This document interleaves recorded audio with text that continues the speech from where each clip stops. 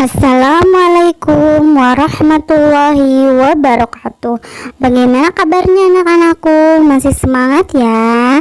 Sebelum kita mulai, alangkah lebih baiknya kita berdoa terlebih dahulu.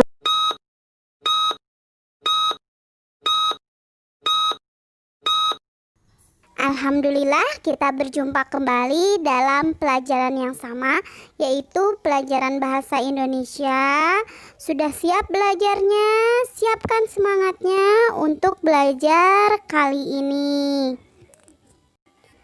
Pertemuan kali ini kita coba untuk menelaah struktur dan kebahasaan dari teks cerita fantasi. Silahkan disimak. Dalam sebuah teks pasti memiliki sebuah struktur. Struktur itu disebutnya adalah bagian. Di sini struktur dari teks cerita fantasi terbagi menjadi 3 bagian, yaitu ada orientasi, komplikasi, resolusi. Nah, dari ketiga bagian itu apa sih ciri-cirinya? Nah, ciri-cirinya bisa dilihat di sebelah sini. Ciri struktur cerita fantasi terbagi menjadi 3 bagian, yaitu yang pertama orientasi. Orientasi itu disebutnya sebagai pengenalan. Ciri isinya di sini pengenalan tokoh, latar, watak tokoh, dan konflik atau awal permasalahannya. Kemudian yang kedua itu adalah komplikasi. Komplikasi itu disebutnya permasalahan. Ciri isinya berisi hubungan sebab akibat sehingga munculnya sebuah permasalahan, akhirnya memuncaklah sebuah permasalahan tersebut. Ketika sudah memuncak permasalahannya, itu akan menimbulkan resolusi bagian ketiga atau disebutnya penyelesaian masalah. Ciri isi dari resolusi yaitu berisi penyelesaian masalah dari konflik atau permasalahan yang terjadi. Di sini ada contohnya, silahkan disimak contoh dari 3 ciri struktur tersebut. Contoh pola pengembangan struktur cerita fantasi. Di sini bagian pertama itu adalah orientasi. Pola pengembangannya yang pertama bisa dikembangkan dari deskripsi latar. Contohnya, 3 rumah bergaya kerucut menyambut mataku. Berarti di sini awal orientasi pengenalannya yaitu pengenalan latar. Atau yang kedua juga bisa dikembangkan dari pengenalan tokoh dulu. Contohnya, alien itu berhidung mancung. Berarti di sini alien berarti tokoh yang dikembangkan awal ceritanya. Kemudian selain dari orientasi, pola pengembangan yang kedua itu bagian komplikasi. Yang pertama dikembangkan dengan menghadirkan tokoh lain. Contohnya tiba-tiba seorang alien berukuran besar datang. Berarti di situ adanya penghadiran tokoh lain. Yang kedua dikembangkan dengan mengubah latar. Contoh, laut yang tadinya tenang dan berwarna biru muda kehijauan bergelombang berbuih. Atau di sini yang ketiganya ada dikembangkan dengan melompat pada zaman yang berbeda, masa lampau atau masa depan. Contoh, di tengah saya asik mengamati candi, tiba-tiba bumi bergoncang dan boom, saya terdorong ke sebuah tempat. Atau bisa juga pola pengembangannya dikembangkan dari pengenalan konflik atau pengenalan masalah.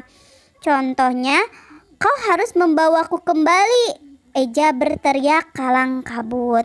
Nah, itu adalah contoh pola pengembangan dari teks cerita fantasi yang bisa kalian ambil. Jadi pola pengembangannya bisa dari latarnya, bisa dari permasalahannya, atau bisa dari tokohnya itu sendiri. Bagian ketiganya adalah resolusi. Dalam resolusi juga dapat dikembangkan menjadi 3 bagian. Misalkan dikembangkan dengan lompatan waktu, contohnya 2 tahun kemudian. Atau yang keduanya bisa dikembangkan oleh sebab akibat yang unik. Misalkan, setelah saya menyebutkan semua perilaku baik saya yang pernah saya lakukan, pintu pun terbuka. Atau dapat juga dikembangkan dengan sebuah kejutan. Misalkan, "Wahai putri candi menguap, putri terbangun dari 3 tahun yang panjang." Selain pola pengembangan, ada juga di sini rangkaian alur atau plot dalam sebuah cerita, atau bisa disebut juga di sini jalannya sebuah cerita. Ini adalah contoh alur lengkap dalam sebuah cerita. Bisa dimulai dari orientasi, yaitu pengenalan latar yang terjadi, siapa yang mengalami, muncul masalah, masalah memuncak, dan pemecahan masalah. Misalkan di sininya awalnya itu pengenalan, kemudian maju menjadi rangkaian kejadian, pertama, kedua, ketiga, keempat, sehingga akhirnya adanya klimaks. Klimaks itu disebutnya puncak masalah. Dari klimaks tersebut akhirnya menurun menjadilah sebuah resolusi atau penyelesaian masalah. Atau bisa dilihat juga di sini bagian awalnya. Di sini sering juga disebut bagian pengenalan orientasi. Fungsinya adalah mengantarkan cerita. Pada bagian ini dikenalkan latar cerita, tokoh, dan watak-wataknya. Kemudian ada bagian tengah, merupakan rangkaian kejadian atau peristiwa hingga ke bagian klimaks atau inti dari cerita saat masalah utama diceritakan. Dan akhirnya bagian ketiganya, yaitu bagian ini menjawab masalah utama atau penyelesaian masalah, atau disebut juga kesimpulan. Nah, sekarang sudah tahu kan mengenai struktur dan pola pengembangan dari struktur teks cerita fantasi, begitupun pola pengembangan alur.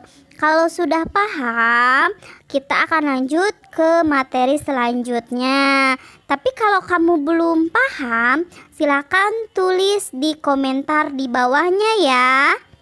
Ciri kebahasaan pada teks cerita fantasi dibagi menjadi beberapa bagian.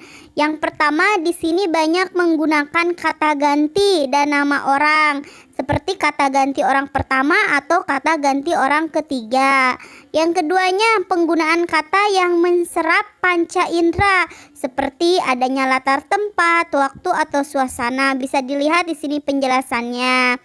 Kemudian yang ketiga itu menggunakan pilihan kata dengan makna kias dan makna khusus. Biasanya cerita fantasi itu karena sebuah ceritanya rekaan, jadi di sini menggunakan kata-kata kiasan atau kata yang tidak sebenarnya. Contoh di sini ada contoh 1. Kemudian yang keempat, menggunakan kata penanda urutan waktu atau kata hubung. Di sini banyak menggunakan kata hubung urutan waktu, seperti setelah itu, kemudian, sementara itu. Di sini bisa dilihat juga ada beberapa contoh. Yang kelimanya, ada penggunaan kata atau ungkapan keterkejutan. Di sini banyak menggunakan keterkejutan, misalkan tiba-tiba, tanpa diduga, di tengah kebahagiaannya. Di sini ada contohnya juga bisa dilihat. Dan yang terakhir itu penggunaan dialog atau kalimat langsung. Di sini banyak juga menggunakan kalimat langsung karena adanya percakapan dalam cerita fantasi antar tokoh. Sampai sini untuk materi kali ini dalam menelaah struktur dan kebahasaan teks cerita fantasi. Untuk tugasnya, silahkan kamu tonton kembali cerita mengenai Ula dan Bunglon, kemudian kamu tentukan strukturnya dan kamu tentukan kebahasaannya dari cerita tersebut. Jika sudah selesai ditelaah, boleh kamu tulis dalam bukumu, kemudian kamu serahkan ke gurumu. Jika masih ada yang belum paham, silakan kamu tanyakan ke gurumu atau kamu tulis komentar di bawahnya ya. Alhamdulillah untuk pertemuan kali ini. Semoga bermanfaat. Terima kasih. Wassalamualaikum warahmatullahi wabarakatuh.